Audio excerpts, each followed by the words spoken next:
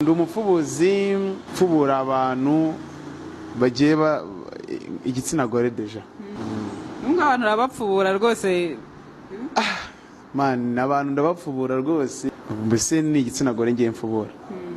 Yako kikagira n'ingano yacyo n'uburyo bangana abo bantu nyine uburyo ingano imyaka bafite indeshyo ingano nyine uburyo muri ubwo buryo nyine.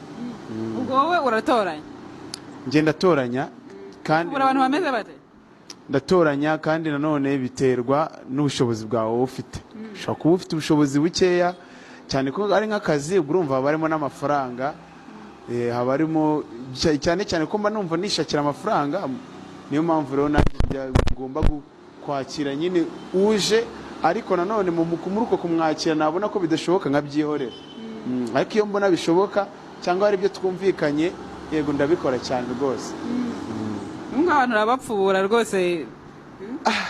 Man, abantu ndabapfubura rwose iyo ngano nyengeye rwose ndabikora cyane ariko cyane kabisa. Kuko ari byo binumva nyine mba nkunze mba nishimiye urumva kandi bikaba binanyinjiriza bikama nyine uburyo ngomba kubaho. Ngo niko akazi kagutunze n'icyo ukora gusa Cyane rwose ku buryo nawe ubitekereje ko ufite oya niba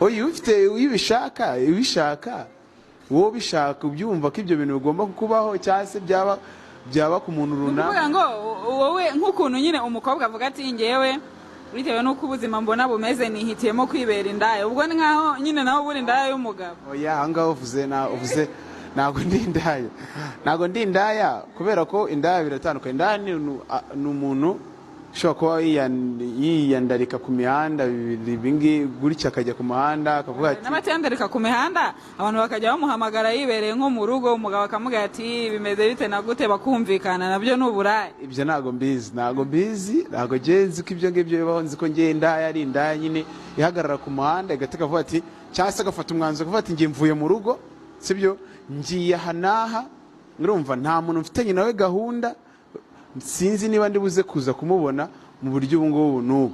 Ubwo rero iyo aje kumubona sibyo akaza cyangwa se wa muntu akaza kumushaka kuri ya sete cyangwa se kuri hahandi agomba kujya kubikorera sibyo akamubona uwo nguwo witwa indaya ariko ngewe ntago ndiye kuko ngewe ndahamagarwa sibyo nabo nkahamagarwa nyine nk'umuntu ugiye ku kazi sibyo dena ku kazi nkakajyaho rero.